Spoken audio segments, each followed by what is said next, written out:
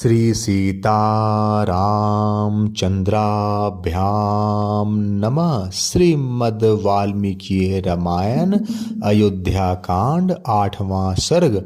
मंथरा का पुनः श्री राम के राज्याभिषेक को कैकेयी के लिए अनिष्टकारी बताना। कैकेयी का श्री राम के गुणों को बताकर उनके अभिषेक का समर्थन करना।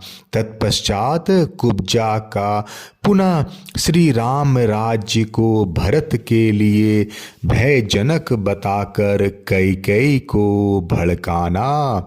यह सुनकर मंथरा ने कैकेयी की निंदा करके उसके दिए हुए आभूषण को उठाकर फेंक दिया और कोप तथा दुख से भरकर वह इस प्रकार बोली, रानी तुम बड़ी नादान हो।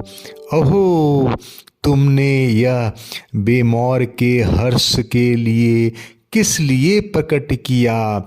तुम्हें शोक के स्थान पर प्रसन्नता कैसे हो रही है? अरे तुम शोक के समुद्र में डूबी हुई हो तो भी तुम्हें अपनी इस विपन्नवस्था का बोध नहीं हो रहा है। देवी, महान संकट में पड़ने पर जहाँ तुम्हें शोक करना चाहिए वही हर्ष हो रहा है। तुम्हारी यह अवस्था देखकर मुझे मन ही मन बड़ा क्लेश सहन करना पड़ता है। मैं दुख से व्याकुल हुई जाती हूँ। तुम्हें तुम्हारी दुर्बुद्धि के लिए ही अधिक शोक होता है। अरे सौत का बेटा शत्रु होता है। वह सौतेली माँ के लिए साक्षात मृत्यु के समान है। भला उसके अभ्युदय का अवसर आया देख कौन बुद्धिमती स्त्री अपने मन में हर्ष मानेगी। यह राज भरत और राम दोनों के लिए साधारण भोग्य वस्तु है, पर इस पर दोनों का समान अधिकार है। इसलिए श्री राम को भरत से ही भय है। यह सोचकर मैं विषाद में डूबी जाती हूँ, क्योंकि भयभीत से ही भय प्राप्त होता है। अर्थात आज जिसे भय है वही राज्य प्राप्त कर लेने पर जब सबल हो जाएगा तब अपने भय के हेतु को उखाड़ फेंकेगा। महाबाहु लक्ष्मण संपूर्ण हृदय से श्री रामचंद्र जी के अनुगत हैं। जैसे लक्ष्मण श्री राम के अनुगत हैं, उसी तरह शत्रुघ्न भी भरत का अनुसरण करने वाला है। भामिनी, उत्पत्ति के क्रम से श्री राम के बाद भरत का ही पहले राज्य पर अधिकार हो सकता है। अतः भरत से भय होने का स्वाभाविक है। लक्ष्मण और शत्रुघ्न तो छोटे हैं, अतः उनके लिए राज्य प्राप्ति की संभावना दूर है। श्री राम समस्त शास्त्रों के ज्ञाता हैं, विशेषतः क्षत्रिय चरित्र राजनीति के पंडित हैं तथा समयोचित कर्तव्य का पालन करने वाले हैं। अतः उनका तुम्हारे पुत्र के प्रति जो क्रूरतापूर्ण बर्ताव होगा उसे सोचकर मैं भय से कांप उठती हूँ। वास्तव में कौशल्या ही सौभाग्यवती है, जिनके पुत्र का कल पुष्य नक्षत्र में योग में श्रेष्ठ ब्राह्मणों द्वारा युवराज के महान पद पर अभिषेक होने जा रहा है। वे भूमंडल का निष्कंटक राज्य पाकर प्रसन्न होंगी, क्योंकि वे राजा के विश्वास पात्र हैं और तुम दासी की भांति हाथ जोड़कर उनकी सेवा में उपस्थित हो जाओगी।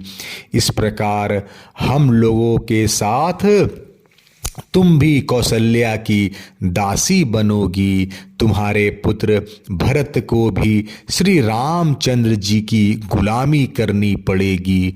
श्री राम के अंतपुर की परम सुंदरी स्त्रियां सीता देवी और उनकी सखियां निश्चय ही बहुत प्रसन्न होंगी और भरत के प्रभुत्व का नाश होने से तुम्हारी बहुएं शोक मग्न हो जाएंगी। मंथरा को अत्यंत अप्रसन्नता के कारण इस प्रकार बहकी बातें करती देख देवी कैकेयी ने श्री राम के गुणों की ही प्रशंसा करते हुए कहा, कुब्जे, श्री राम धर्म के ज्ञाता, गुणवान, जितेंद्रिय, कृतज्ञ, सत्यवादी और पवित्र होने के साथ ही महाराज के ज्येष्ठ पुत्र हैं, अतः युवराज होने के योग्य वे ही हैं। वे दीर्घजीवी होकर अपने भाइयों और भृत्यों का पिता की भांति पालन करेंगे। कुब्जे, उनके अभिषेक की बात सुनकर तू इतनी जल क्यों रही है? श्री राम के राज प्राप्ति के 100 वर्ष बाद नरश्रेष्ठ भरत को भी निश्चय ही अपने पितामहों का राज मिलेगा। मंथरे, ऐसे अभ्युदय के प्राप्ति के समय जबकि भविष्य में कल्याण ही कल्याण दिखाई दे रहा है, तू इस प्रकार जलती हुई सी संतप्त क्यों हो रही है? मेरे लिए जैसे भरत आदर के पात्र हैं, वैसे ही बल्कि उनसे भी बढ़कर श्री राम हैं, क्योंकि वे कौशल्या से भी बढ़कर मेरी बहुत सेवा किया करते हैं।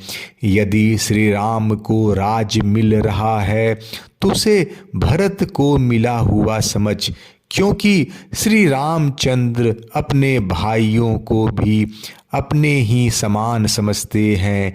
कैकेयी की यह बात सुनकर मंथरा को बड़ा दुख हुआ। वह लंबी और गर्म सांसें खींचकर कैकेयी से बोली, रानी, तुम मूर्खतावश अनर्थ को ही अर्थ समझ रही हो। तुम्हें अपनी स्थिति का पता नहीं है। तुम दुख के उस महासागर में डूब रही हो जो शोक, इष्ट से वियोग की चिंता और व्यसन, अनिष्ट की प्राप्ति के दुख से महान विस्तार को प्राप्त हो रहा है। कैकेयी राजकुमारी, जब श्री रामचंद्र राजा हो जाएंगे तब उनके बाद उनका जो पुत्र होगा उसी को राज्य मिलेगा। भरत तो राज परंपरा से ही अलग हो जाएंगे। भामिनी, राजा के सभी पुत्र राज सिंहासन पर नहीं बैठते। यदि सबको बिठा दिया जाए तो बड़ा भारी अनर्थ हो जाए। परम सुंदरी कैकेयी नंदिनी, इसलिए राजा लोग राजकाज का भार ज्येष्ठ पुत्र पर ही रखते हैं। यदि ज्येष्ठ पुत्र गुणवान न हो तो दूसरे गुणवान पुत्रों को भी राज्य सौंप देते हैं। पुत्र वत्सले, तुम्हारा पुत्र राज के अधिकार से ही तो बहुत दूर हटा ही दिया जाएगा। वह अनाथ की भांति समस्त सुखों से भी वंचित हो जाएगा। इसलिए मैं तुम्हारे ही हित की बात सुझाने के लिए यहाँ आई हूँ, परंतु तुम मेरा अभिप्राय तो समझती नहीं, उल्टे सौत का अभ्युदय सुनकर मुझे पारितोषिक देने चली हो। याद रखो, यदि श्री राम को निष्कंटक राज मिल गया तो वे भरत को अवश्य ही इस देश से बाहर निकाल देंगे अथवा उन्हें परलोक में भी पहुंचा सकते हैं। छोटी अवस्था में ही तुमने भरत को मामा के घर भेज दिया। निकट रहने से सौहार्द उत्पन्न होता है। यह बात स्थावर योनियों में भी देखी जाती है। लता और वृक्ष आदि एक दूसरे के निकट होने पर परस्पर आलिंगन पाश में बंद हो जाते हैं। यदि भरत यहाँ होते तो राजा को उनमें भी समान रूप से स्नेह बढ़ता, अतः वे उन्हें भी आधा राज्य दे देते। भरत के अनुरोध से शत्रुघ्न भी उनके साथ चले गए। यदि वे यहाँ होते तो भरत का काम बिगड़ने नहीं पाता, क्योंकि जैसे लक्ष्मण राम का अनुगामी है, उसी प्रकार शत्रुघ्न भरत का अनुसरण करने वाले हैं।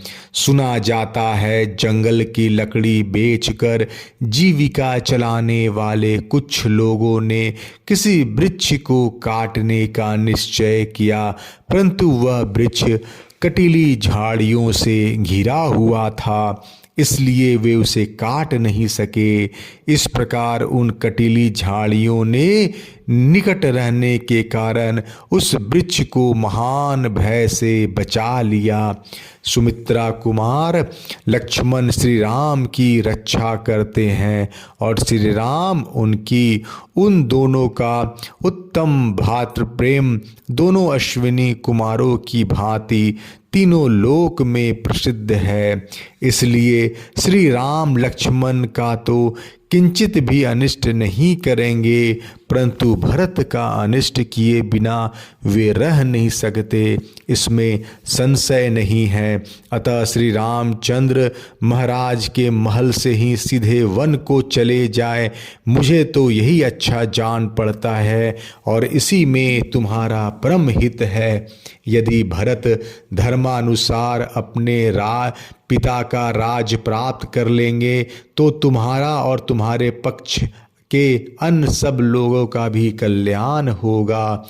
सौतेला भाई होने के कारण श्री राम सहज शत्रु है, वह सुख भोगने के योग्य तुम्हारा बालक भरत राज्य और धन से वंचित हो राज पाकर समृद्धशाली बने हुए श्री राम के वश में पड़कर कैसे जीवित रहेगा।